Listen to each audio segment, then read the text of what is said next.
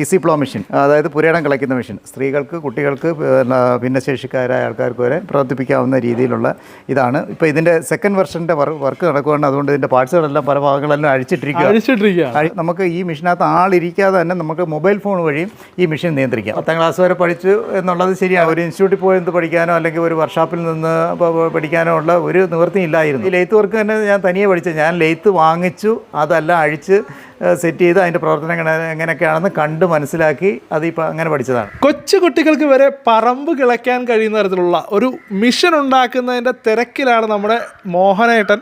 അപ്പോൾ നമ്മളിപ്പോൾ എത്തി നിൽക്കുന്നത് കൊല്ലം ഓയൂരിലുള്ള നമ്മുടെ ചാനൽ 5 മോഹൻകുമാറേട്ടൻ്റെ വർക്ക്ഷോപ്പിലാണ്.